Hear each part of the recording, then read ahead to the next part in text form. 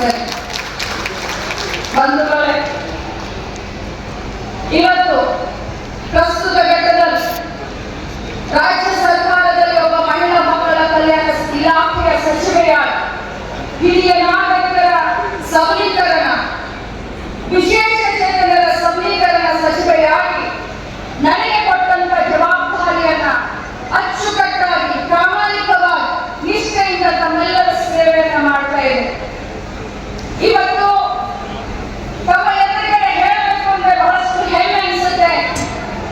ಕರ್ನಾಟಕ ರಾಜ್ಯದ ಜನಪ್ರಿಯ ಯೋಜನೆಯಾದಂತಹ ಗೃಹಲಕ್ಷ್ಮಿ ಯೋಜನೆ 62,000 ಕೋಟಿ ರೂಪಾಯಿ ಹಣವನ್ನ ಇಲ್ಲಿಯವರೆಗೆ ನನ್ನ ಮಹಿಳೆಯರ ಖಾತೆಗೆ ನಾನು ಹಾಕಿದ್ದೀನಿ ಅಂತಂದ್ರೆ ಇದೀಗ ಭಾಗ್ಯ.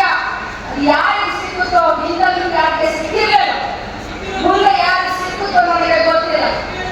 ಆದ್ರೆ ಬಂಧುಗಳೇ, ಒಬ್ಬ ಮಹಿಳೆಯಾಗಿ ಇವತ್ತು ಒಬ್ಬ ಮನೆಯ ಯಜಮಾನಿಗೆ ಆರ್ಥಿಕವಾಗಿ ಸಬಲೀಕರಣ ಮಾಡಬೇಕು, ಆರ್ಥಿಕವಾಗಿ ಅವರನ್ನ ಮೇಲೆತ್ತಬೇಕನ್ನುವಂತ ಒಂದೇ ಒಂದು ಕಾರಣದಿಂದ ಪ್ರತಿ ತಿಂಗಳು ನಮಗೆ 2,000 ರೂಪಾಯಿಯನ್ನು ಹಾಕ್ತಾ ಇದ್ದೇವೆ. ಇಲ್ಲಿಯವರೆಗೆ 26 ಕಂತುಗಳು ಅಂದ್ರೆ ವೈಯಕ್ತಿಕವಾಗಿ ಒಬ್ಬೊಬ್ಬರಿಗೆ 54,000 ರೂಪಾಯಿಗಳನ್ನು ಒಬ್ಬೊಬ್ಬರಿಗೆ 1,24,00,000 ಮಹಿಳೆಯರಿಗೆ ಒಬ್ಬೊಬ್ಬರಿಗೆ 54,000 ರೂಪಾಯಿಯನ್ನ ಮನೆ ಬಾಗಿಲಿಗೆ ತಲುಪಿಸುವಂತ ಕೆಲಸವನ್ನ ನಾನು ಪ್ರಾಮಾಣಿಕವಾಗಿ ಮಾಡಿದ್ದೇನೆ. ಬಂಧುಗಳೇ, ಕೊನೆಗಾಗಿ ಒಂದು ಮಾತನ್ನ ಹೇಳ್ತೇನೆ. ಬೇವಿನ ಬೀಜವನ್ನ